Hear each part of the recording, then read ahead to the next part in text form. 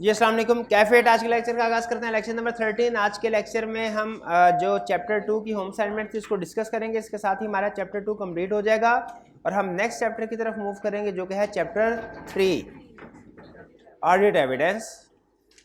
लेकिन उससे पहले होम असाइनमेंट को डिस्कस करते हैं और अगर आपके कोई चैप्टर 2 के हवाले से कोई क्वेश्चंस हुए वो डिस्कस करेंगे। लेक्चर का हमारा पहला हिस्सा एग्जामिनेशन क्वेश्चंस के ऊपर बेस कर रहा है, इसको डिस्कस करेंगे।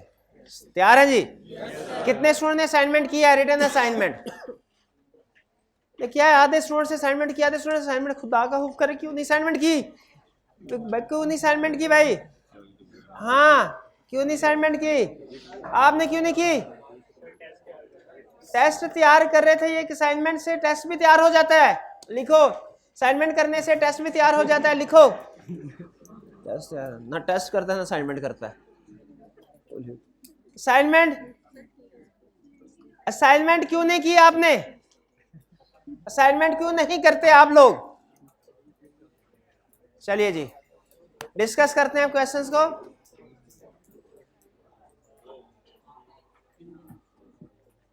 क्वेश्चन 10 चैप्टर 2 का जी। Explain briefly the role of international auditing and assurance standard board IASB। IASB का रोल बताइए, क्या रोल है? Issuing high quality standards. अच्छा मुझे बताइए, एक मिनट ठहरिए, क्या IASB एजुकेशन रिक्वायरमेंट में गाइडेंस इशू करता है? No, क्या IASB code of ethics issue करता है? No, क्या IASB international standard on review engagement issue करता है? रिव्यू ये इसके स्कोप में है। ऑडिट, रिव्यू और रिलेटेड सर्विसेज इसके स्कोप में है। क्या ये स्टैंडर्ड इशू करने के बाद उनकी इंप्लीमेंटेशन के ऊपर फैसिलिटेशन प्रोवाइड करता है? क्या ये प्रैक्टिसिंग स्टेटमेंट इशू करता है? IAPS बताइए, आखिरी सवाल, IAPS की अथॉरिटी ऊपर है कि ISAs की? ISA, शाबाश। तो ये क्लियर? रिप्रोडक्शन का सिंपल सा क्वेश्चन था, कोई प्रॉब्लम तो नहीं? चलें प्रॉब्लम वाले क्वेश्चन की तरफ चलते हैं। 11 international standards on auditing are issued by the IASB। ये तो हमें पता है, बताने की क्या जरूरत है। IASB ने इशू करने हैं। In this context explain the following position of these standards relating to external audit process। इसका मतलब, इसको समझना, सवाल को समझना ही है, मैं बाकी सवाल इसी है कि एक्सटर्नल ऑडिटिंग में इन स्टैंडर्ड की क्या पोजीशन है, क्या हैसियत है? All requirements of external auditors are required to comply with all requirements of all ISAs। ठीक है। फिर कह रहे हैं एक्सटेंट विच item must follow ISAs। ISAs को कितना को फॉलो करना है? हर हाल में फॉलो करना है क्या? हमेशा फॉलो करना है क्या? हाँ जी, item has to follow ISAs except when ISA और its requirement is not relevant. और कोई नहीं बोलेगा जी मेरे भाई।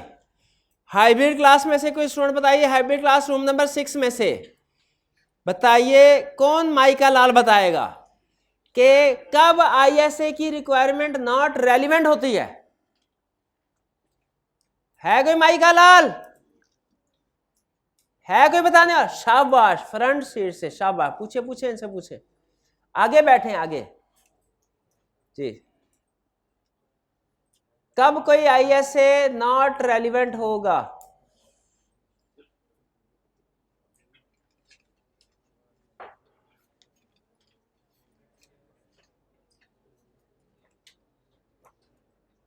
कब कोई ऐसा? रूम नंबर 4 में बता दीजिए। सर जब कोई जैसे बैंक है, उसका जो है ना वो कोई बैंक या फिर इंस्टीट्यूट है जिसका सारा सिस्टम कैश पे है, लेकिन जो डेटर्स जो हैं वो हाँ, जब वो सर्कमस्टेंसेस जो ऑडिटिंग स्टैंडर्ड ने कहा है वो एग्जिस्ट ही नहीं करती। वो सिचुएशन जो ऑडिटिंग स्टैंडर्ड ने कहा है वो एग्जिस्ट ही नहीं करती। सिचुएशन या सर्कमस्टेंसेस डज नॉट एग्जिस्ट, तो वो रिक्वायरमेंट क्या हो जाएगी? Not relevant. जैसे रिक्वायरमेंट है इन्वेंट्री काउंट करो, अगर क्लाइंट की इन्वेंट्री नहीं है नॉट रेलिवेंट। रिक्वायरमेंट है डेटर को कंफर्मेशन लेटर सेंड करो, डेटर ही नहीं है तो नॉट रेलिवेंट। रिक्वायरमेंट है अगर कोई मिस स्टेटमेंट स्कोप लिमिटेशन हो तो मैनेजमेंट और दो साहब गवर्नेंस को कम्युनिकेट करो, और अगर कोई मिस स्टेटमेंट स्कोप लिमिटेशन है ही नहीं फर्ज कीजिए तो डायरेक्टर्स को कम्युनिकेट करना है, नॉट रेलिवेंट। ठीक है तो नॉट रेलिवेंट का मतलब क्या है कि वो सर्कमस्टेंसेस ही एग्जिस्ट ना करे। नॉट प्रैक्टिकेबल का मतलब क्या है? इन्वेंट्री है सही, लेकिन प्रैक्टिकल ग्राउंड की वजह से, ग्राउंड रियलिटी की वजह से हम किसी वजह से वो हम प्रोसीजर परफॉर्म नहीं कर सकते। ठीक है, तो ये क्या लॉकडाउन उसकी क्लासिक एग्जांपल है। या बाज़ औक़ात क्लाइंट की इन्वेंट्री इस नेचर की होती है कि आप उनको ओपन करें तो आग लग जाती है। बाज़ औक़ात केमिकल फैक्ट्रीज में इस तरह के होता है मटेरियल, तो आप क्या इस तरह के स्टॉक को वेरीफाई करने के लिए कहेंगे सर ये ड्रम पड़ा हुआ है, तो वो ड्रम खुलता है, वो ऐसी तेजाबी हवा उसमें से निकलती है, वो इर्द गिर्द हाँ कम से कम बेहोश तो जरूरी कर देगी। तो मुझे ये बताइए ऐसी सिचुएशन में क्या फिजिकल वेरिफिकेशन प्रैक्टिकेबल है? नहीं। लेकिन रेलिवेंट नॉट रेलिवेंट में और नॉट प्रैक्टिकेबल में फर्क क्या है भला? एक में कुछ भी नहीं करना, एक में हाँ किस में अल्टरनेटिव प्रोसीजर परफॉर्म करने। शाबाश। ठीक है, नॉट प्रैक्टिकेबल में जो प्रोसीजर प्रैक्टिकेबल नहीं है वो नहीं परफॉर्म करना। हाँ ठीक है। अच्छा चले, इससे मुझे एक और सवाल ज़हन में आया। हमने स्ट्रक्चर भी पढ़ा था ISA का। ISA का जो स्ट्रक्चर है ना, या IS जब ऑडिटिंग स्टैंडर्ड आप ओपन करें उसमें उसका ऑब्जेक्टिव भी लिखा हुआ है और उस ऑब्जेक्टिव को अचीव करने के लिए प्रोसीजर भी लिखे हुए हैं। ज़्यादा अहम क्या चीज़ है? रिक्वायरमेंट के प्रोसीजर्स, रिक्वायरमेंट। क्योंकि अगर कोई एक प्रोसीजर स्टैंडर्ड क्या कहता है असल चीज़ है आपकी रिक्वायरमेंट पूरी होनी चाहिए। अगर एक प्रोसीजर से रिक्वायरमेंट पूरी नहीं हुई दूसरे प्रोसीजर से पूरी कर, दूसरे से नहीं हुई तीसरे।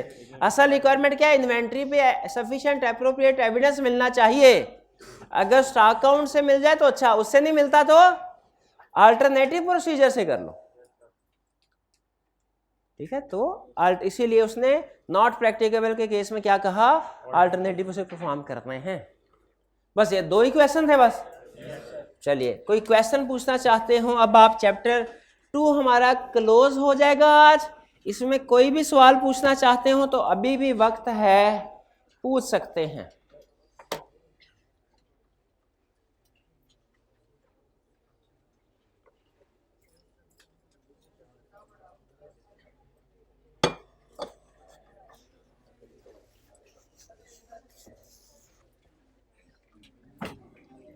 जी पूछ ले, अभी भी पूछ ले।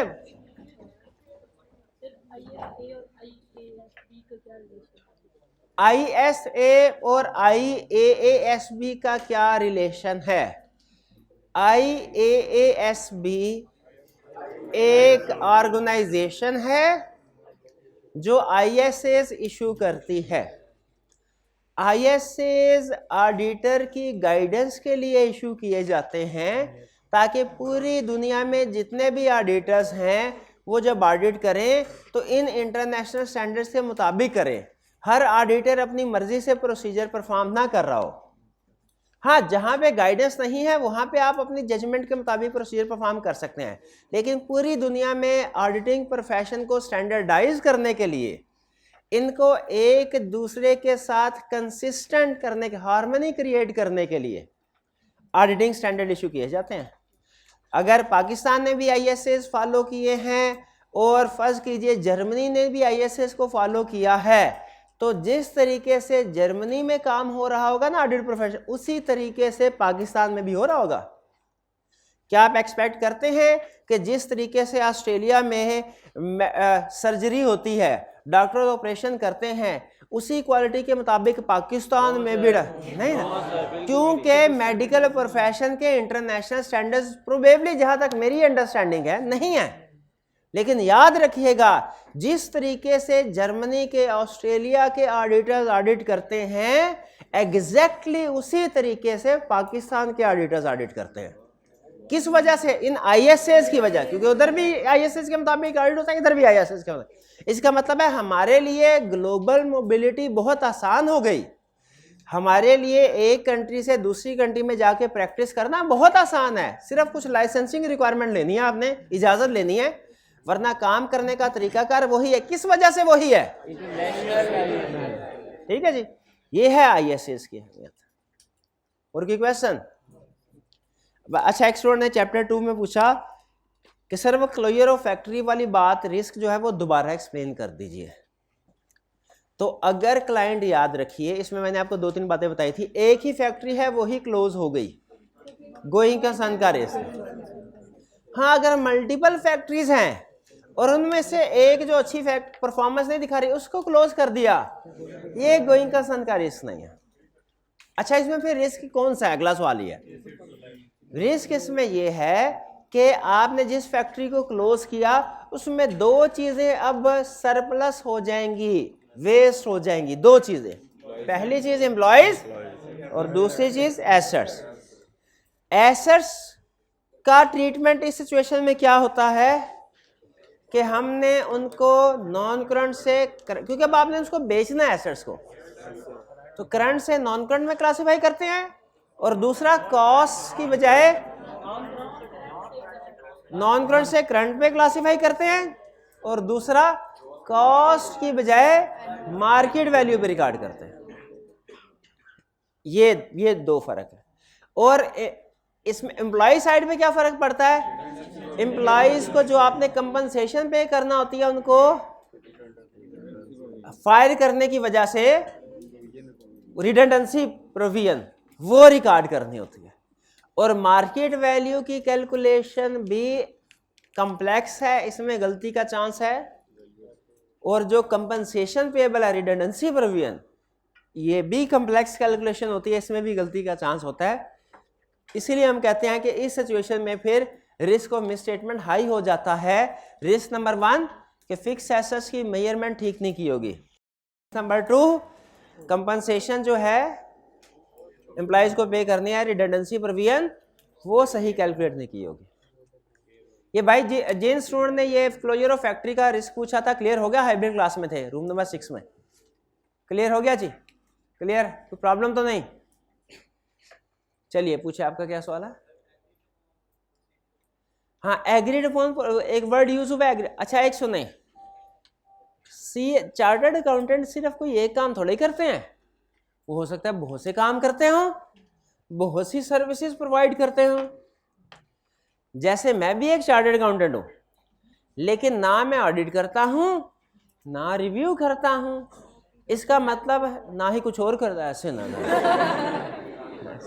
ज्यादा इजी ले लिया भाई को आपने, ऐसे तो ना किया जाए। ना ऑडिट करता ना रिव्यू, यानी मैं एश्योरेंस सर्विसेज कोई नहीं प्रोवाइड, ये एश्योरेंस सर्विसेज की एग्जांपल है ना, लेकिन मैं रिलेटेड सर्विसेज प्रोवाइड कर। रिलेटेड का मतलब क्या है? जो ऑडिट या रिव्यू नहीं है उससे मिलते जुलते। ऑडिट पढ़ा लेता हूं मैं, करता नहीं हूं, पढ़ा लेता हूं, बल्कि हमारे एक सीनियर के अल्फाज में पढ़ू लेता हूं। ठीक है, पढ़ू लेता हूं। उनसे कहना सारी प्रॉब्लम आ रही है, कहते कर कुर दो यार कुछ, तो हम कुछ ना कुछ कर कुर देते थे। तो पढ़ा, तो इसको क्या कहते हैं? रिलेटेड सर्विसेज, यानी वो काम नहीं कर रहा लेकिन उससे मिलता जुलता काम कर रहा हूं। तो सीए फर्म्स के बीच जो सर्विसेज होती हैं उनको हम 2 टाइप्स में क्लासिफाई करते हैं, एक एश्योरेंस सर्विसेज, दूसरा non assurance services. Assurance services कौन सी है? ऑडिट और रिव्यू, और कुछ और भी है जो हमारे सिलेबस में नहीं है, वो डिस्कशन हो चुकी। और रिलेटेड सर्विसेज कौन सी हैं? जो ऑडिट या रिव्यू तो नहीं है, उससे मिलती जुलती है। रिलेटेड सर्विसेज की 2 एग्जांपल्स हैं। पहली एग्जांपल है agreed upon procedure. Agreed upon procedure का मतलब है ऑडिट प्रोसीजर ही परफॉर्म करना, लेकिन आईएसएस के मुताबिक नहीं, क्लाइंट जो एग्री करे उसके मुताबिक। अब चूंकि हम क्लाइंट के मुताबिक काम कर रहे होते हैं इसलिए क्लाइंट को कोई इंश्योरेंस, कोई गारंटी, कोई जिम्मेदारी, कोई कुछ भी नहीं देते। हम कहते हैं भाईजान जो आप कहेंगे वैसे ही करेंगे, कोई मिस स्टेटमेंट निकली तो निकली, नहीं निकली तो आपकी मर्जी। हमारे ऊपर किसी किस्म का हम कोई ओपिनियन रिपोर्ट में नहीं देंगे, ना रीजनेबल ना लिमिटेड। हमारी इंश्योरेंस होगी 0%। 0% क्यों इंश्योरेंस होगी? क्योंकि हम आप ISS के मुताबिक थोड़ी प्रोसीजर परफॉर्म कर रहे हैं, आपके कहने के मुताबिक कर रहे हैं। इसे कहते हैं एग्रीड अपॉन प्रोसीजर। किताबों में लिखा है एग्रीड अपॉन प्रोसीजर में ऑडिटर प्रोसीजर तो परफॉर्म करता है लेकिन ये नॉन इंश्योरेंस इंगेजमेंट है, इसमें ऑडिटर कोई इंश्योरेंस प्रोवाइड, और रीजन क्या है? क्लाइंट के अकॉर्डिंग होते हैं। क्लियर हो गया भाई? अगर आप मेरे मुताबिक ऑडिट पढ़ेंगे, तैयार करेंगे, तो फिर मैं इंश्योरेंस प्रोवाइड करूंगा आपको। क्या आपने टेस्ट दिए हैं, अटेंडेंस है आपकी, असाइनमेंट्स की हैं आपने, आते रहे हैं, क्वेश्चनिंग करते रहे हैं, तो फिर मैं जिम्मेदारी के साथ ये बात कहता हूँ कि रीजनेबल इंश्योरेंस आप इंशाल्लाह पास हो जाएंगे। लेकिन अगर आपने अपनी मर्जी से ही प्रोसीजर परफॉर्म करने हैं तो फिर क्या मेरी तरफ से कोई इंश्योरेंस होगी? रीजनेबल तो छोड़, लिमिटेड भी नहीं होगी, क्योंकि आपने प्रोसीजर ही अपनी मर्जी से किए हैं। तो रीजनेबल तो छोड़े, लिमिटेड भी नहीं होगे। यही एग्रीड अपॉन प्रोसीजर। समझ आ गया? दूसरी एग्जांपल है compilation engagement. Agreed upon procedure है ऑडिट प्रोसीजर परफॉर्म करना, यानी ऑडिटर जैसा काम करना, लेकिन ऑडिट नहीं है। ऑडिटर जैसा काम है लेकिन ऑडिट क्यों नहीं है भला? क्योंकि ऑडिटिंग स्टैंडर्ड के मुताबिक नहीं कर रहे काम, क्लाइंट के सेक्शन के मुताबिक कर रहे। कंपाइलेशन क्या है? अकाउंटेंट्स वाला काम करना, यानी फाइनेंशियल स्टेटमेंट्स प्रिपेयर करना। क्लाइंट कहता है छोड़ो, प्रोसीजर परफॉर्म नहीं करने। भाई हमसे कैश फ्लो स्टेटमेंट नहीं बन रही, हमसे कैश फ्लो स्टेटमेंट नहीं बन रही, इनकम स्टेटमेंट बैलेंस शीट बना दी हमने, कैश फ्लो स्टेटमेंट नहीं बन रही, वो बना दो जरा। तो ये काम कौन से वाला होगा? कंपाइलेशन। कंपाइलेशन का मतलब क्या है? फाइनेंशियल स्टेटमेंट्स या उसका कोई हिस्सा प्रिपेयर करना मैनेजमेंट के लिए।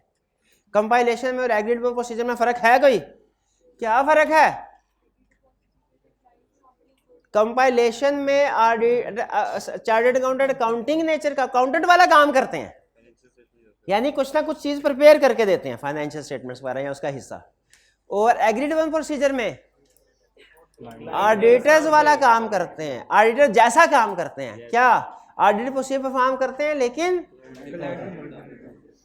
है दोनों ही चूंकि क्लाइंट के कहने पे किया जाता है, तो इसलिए दोनों में से किसी में भी इंश्योरेंस प्रोवाइड ना रीजनेबल ना लिमिटेड। लेकिन चूंकि आप देखें तो ये मिलती जुलती है ऑडिट से, यानी ऑडिट में भी फाइनेंशियल स्टेटमेंट भी होती हैं, प्रोसीजर भी होते हैं, रिव्यू में फाइनेंशियल स्टेटमेंट्स भी होती हैं, प्रोसीजर भी होते हैं।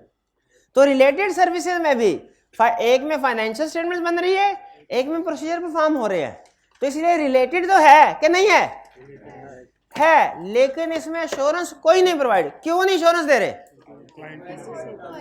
क्योंकि ISA के मुताबिक, ISA कहता है मेरी मानोगे तो इंश्योरेंस मिलेगी ना, मेरी नहीं माननी तो जो मर्जी करो, जहां मर्जी खजलखार होते रहो, मुझे क्या, कोई इंश्योरेंस। क्लियर हो गया ये भाई? ये जिन भाई ने ये कंपाइलेशन सवाल पूछा था आपको क्लियर हो गया? यही क्वेश्चन हाइब्रिड में भी पूछा था रूम नंबर 6 में। क्लियर? कोई प्रॉब्लम तो नहीं? हाइब्रिड क्लास रूम नंबर 4 में से आवाज आ गई, 6 में से नहीं आ रही। 6 में कौन लोग है भाई? आवाज सुनाए जरा 6 में से किसी की, रूम नंबर 6 में से किसी की आवाज। भाई माइक भी चल रहा है कि नहीं चल रहा? हमारा कनेक्शन जुड़ा है कि नहीं? नहीं, कनेक्शन टूट गया है। तो क्या करते हैं यार, किसी भी बच्चे को दे दे माइक, ऐसे नहीं मानेंगे।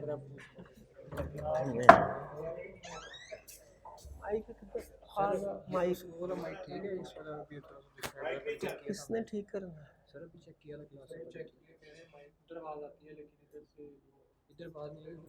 जो भी मसला ठीक करे ना, मुझे मसले से नहीं कर सकते जी। और कोई क्वेश्चन? अच्छा, हाइब्रिड क्लास, ना ना ना, हाँ हाँ ठीक है, ये तीन हाइब्रिड क्लास में से 3 क्वेश्चन, हाँ पूछे हाइब्रिड में से, शाबाश पूछे, आगे वाजी कनेक्शन जुड़ गया, पूछे क्या? एनजीओ और नॉन प्रॉफिट ऑर्गेनाइजेशन जो पब्लिक सेक्टर में आते हैं। नॉट फॉर प्रॉफिट ऑर्गेनाइजेशन और एनजीओ क्या पब्लिक सेक्टर में आती हैं? नो। पब्लिक सेक्टर का मतलब होता है ओन्ड बाय गवर्नमेंट। एनजीओ या नॉट फॉर प्रॉफिट ऑर्गेनाइजेशन ज्यादातर पब्लिक सेक्टर होती है। ये बाहर निकले, ये सर्विस हॉस्पिटल, ठीक है, ये सरकारी स्कूल, सारे ये एनजीओ ही हैं, पब्लिक सेक्टर। लेकिन सारे पब्लिक सेक्टर वो लाजमी नहीं है, ठीक है, कुछ ऐसे जैसे शौकत खानम पब्लिक सेक्टर नहीं है, गवर्नमेंट का प्राइवेट डोनर्स के डोनेशन पे चलते हैं इस तरह की ऑर्गेनाइजेशन। तो ये सारी की सारी पब्लिक सेक्टर हो लाजमी नहीं है। क्लियर मेरे भाई? शाबाश जी। उनके लिए कौन से स्टैंडर्ड? यही तो उनका ऑडिट करवाना है ना, तो ऑडिटिंग स्टैंडर्ड ही होंगे उनके ऊपर भी, पब्लिक सेक्टर के ऊपर भी यही ऑडिटिंग स्टैंडर्ड लगेंगे। जहां जहां ऑडिट वहां वहां ऑडिटिंग स्टैंडर्ड्स, वो चाहे टाइप ऑफ कंपनी कोई भी हो, चाहे लिस्टेड कंपनी हो चाहे अनलिस्टेड, चाहे पब्लिक कंपनी हो चाहे प्राइवेट, चाहे सिंगल मेंबर कंपनी क्यों ना हो, स्मॉल एंटिटी क्यों ना हो, अगर उसका ऑडिट करवाना है तो किसके मुताबिक होगा? आईएसएस के मुताबिक। ठीक है जी।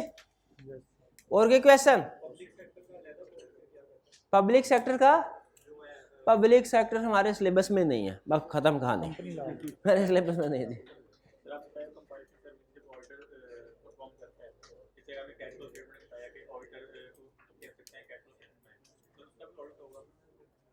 बिल्कुल। अगर क्लाइंट हमसे, अब इस सवाल के जवाब के बाद आपने एक दूसरा सवाल भी पूछना है, तो मैं उसका भी जवाब ऐड कर देता हूं। पहला सवाल इनका क्या है जो इन्होंने पूछा है, वो ये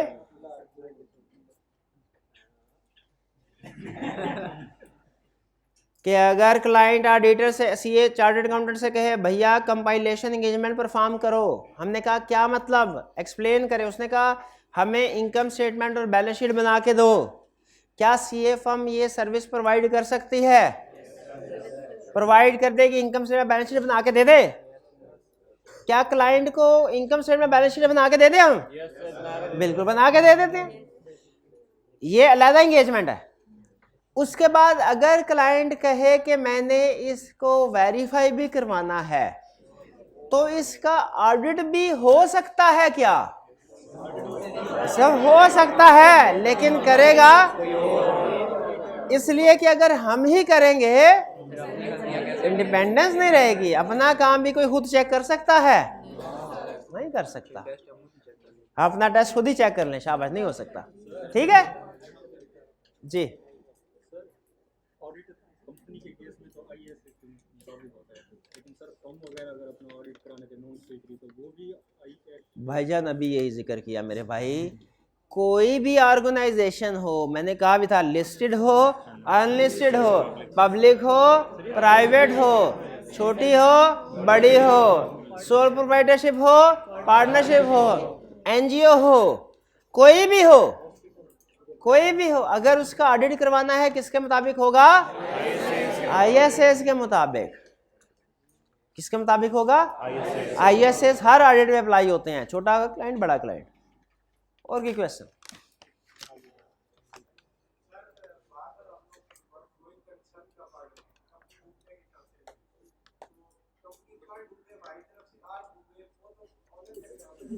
बिल्कुल ठीक।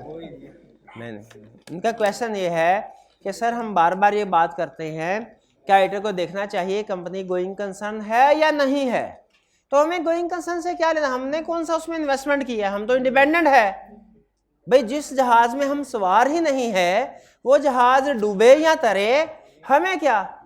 लेकिन एक चीज़ ध्यान में रखिए, जब कभी कोई जहाज होता है अपने सफ़र पे रवाना होता है ना, उसके सफ़र पे रवाना होने से पहले इंजीनियर्स वगैरह उसकी इंस्पेक्शन करते हैं, ये देखने के लिए कि इसमें कोई प्रॉब्लम तो नहीं है, ताकि अगर कोई प्रॉब्लम हो तो अभी बता दिया जाए। अच्छा, इंस्पेक्शन का ये मतलब नहीं है कि कंफर्म है जहाज नहीं डूबेगा। भाई टाइटैनिक की भी तो इंस्पेक्शन हुई थी, वो भी तो डूबने को डूब सकता है, लेकिन याद है हम इंस्पेक्शन के जिम्मेदार हैं। इंस्पेक्शन के दौरान में हमें कोई गोइंग कंसर्न की प्रॉब्लम नजर आए ना कि जहाज डूब सकता है तो हम वो बता देंगे, लेकिन अगर हमारी इंस्पेक्शन के बाद भी जहाज डूब जाए हमारी जिम्मेदारी, हमने कंपनी के हालात का जायजा लेके इन्वेस्टर को बता देना है। खुद जहाज में सवार नहीं, इन्वेस्टर तो हो रहा है ना, तो इन्वेस्टर हमसे एक्सपेक्ट करता है कि अगर गोइंग कंसर्न का प्रॉब्लम है ना हम उसको पहले से बता दें, वो अलर्ट हो जाए। और अक्सर हमें जब कोई नजर आती है प्रॉब्लम हम बता भी देते हैं, लेकिन इसका ये मतलब नहीं है कि हमारी 100% जिम्मेदारी होगी कि लाजमी ही कुछ ना कुछ बताएंगे। भाई हो सकता है कोई ऐसी प्रॉब्लम हो जो कि समंदर में जाए फिर उस वक्त सामने आए, कोई तूफान उस वक्त आए, उस वक्त जहाज डूब गया, ये थोड़ी उसका मतलब होगा कि इंजीनियर ने काम ठीक नहीं किया। हाँ, अगर जहाज में कोई बहुत बड़ा कोई गोला था, कोई उसमें बहुत बड़ा होल था जो कि हमने नहीं बताया इंस्पेक्शन के बावजूद भी, उस सूरत में हमारी जिम्मेदारी हो सकती है कि जहाज डूबेगा हमारी जिम्मेदारी कि भाई इतने बड़े बड़े गोइंग कंसर्न के इश्यूज थे आपने क्यों नहीं बताया। लेकिन अगर हमने चेकिंग कर ली और गोइंग कंसर्न का कोई इशू सामने नहीं आया, बाद में आ जाता है, तो हमारी जिम्मेदारी नहीं है। ठीक है जी, तो एहतियातन अच्छा ऑडिटर होने के नाते अगर गोइंग कंसर्न का कोई मसला है ना तो हम बता देते हैं, वरना हमारी जिम्मेदारी नहीं। चलिए अब इस क्वेश्चन लेक्चर के इस हिस्से को यहाँ पे करते हैं ख़त्म और फिर पार्ट बी की तरफ चलते हैं जो कि हमारा क्या होगा, चैप्टर 3। शाबाश।